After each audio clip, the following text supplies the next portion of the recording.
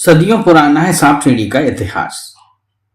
दोस्तों, आप लोगों ने कभी न कभी सांप सीढ़ी का खेल बचपन में जरूर खेला होगा।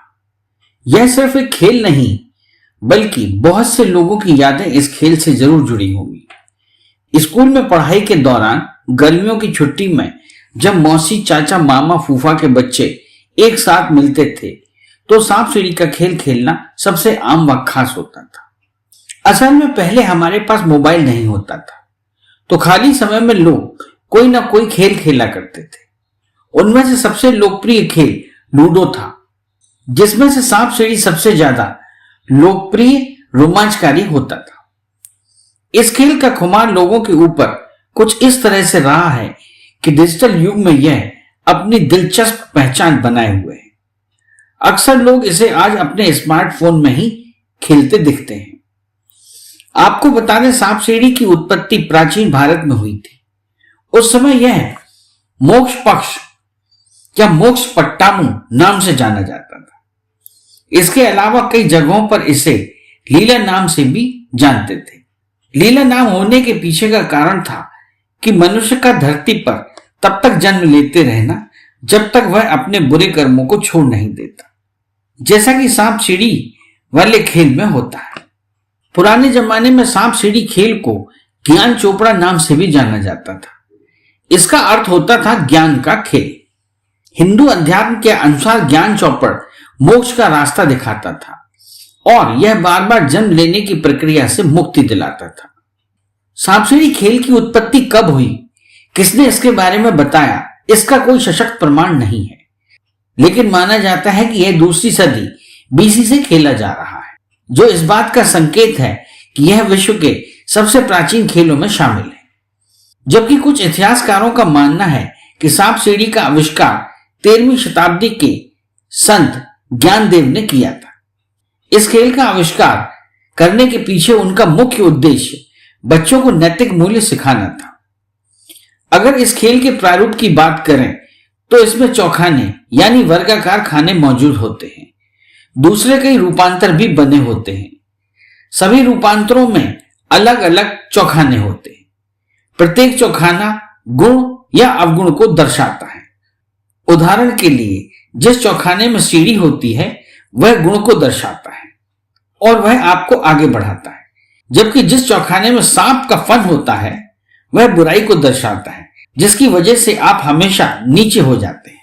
सांप सीढ़ी खेल बच्चों की शिक्षा का एक हिस्सा था, क्योंकि वह अच्छे और बुरे कर्मों के बीच फर्क बताता था।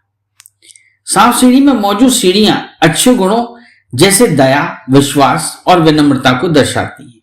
वहीं दूसरी ओर सांप बुरी किस्मत, गुस्सा और हत्या आदि को दर्शाता है। हमारे देश में शुरू हुआ सांप सीढ़ी का खेल आज विश्व भर में काफी प्रसिद्ध है। यह खेल अक्सर कपड़ों और कागजों पर बना होता था। 18वीं शताब्दी के बाद यह बोर्ड पर बनने लगा। आज भी भारत में पला सेना काल के समय के सांप सीढ़ी का बौद्धिक रूपांतर मौजूद है।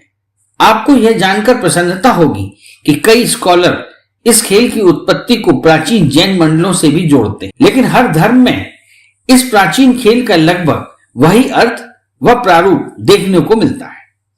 19वीं शताब्दी के दौरान अंग्रेज अपने साथ सांप सीढ़ी खेल को अपने देश ले गए। उन्होंने अपने हिसाब से इसमें थोड़े फेरबदल कर दिए।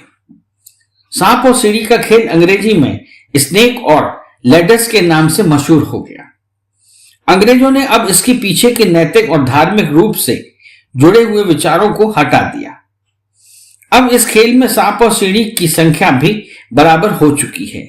जितने सांप उतनी ही सीढ़ियां।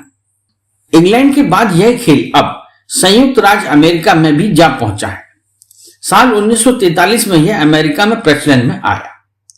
अमेरिका में इस सांप सीढ़ी खेल का परिचय मिल्टन बेडले ने करवाया था। यहां इस खेल का नाम शूट एंड लैडर्स रखा गया। दोस्तों, सांप और सीढ़ी खेल की रोचक बात यह है कि इसमें आप अपना कपटी दिमाग का प्रयोग नहीं कर सकते। यह पूर्ण रूप से किस्मत पर आधारित खेल है।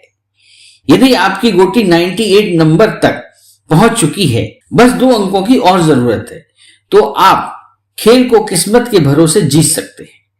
लेकिन अक्सर ऐसा होता है कि 99 अंक पर मौजूद खेल का सबसे बड़ा सांप आपको डसकर एक अंक पर सबसे नीचे भेज देता है, जिसके बाद आपको दोबारा खेल शुरू करना पड़ता है।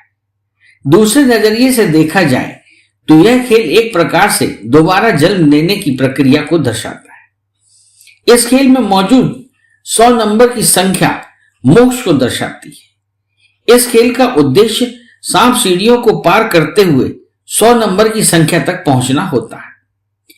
खैर, समय के साथ साथ खेल में भी बहुत बदलाव होते गए।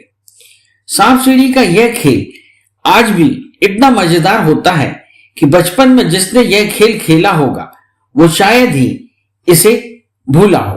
भारतीय प्राचीन खेल की सादगी और सहज नियम इसे हर किसी को खेलने के लिए प्रेरित करते हैं। भले ही आज बोर्ड हर जगह ले जाना मुमकिन नहीं, लेकिन अब यह खेल स्मार्टफोन पर भी उपलब्ध है। इस चैनल को लाइक और सब्सक्राइब करना ना भूलें। देखते रहिए बंजारा बीट्स।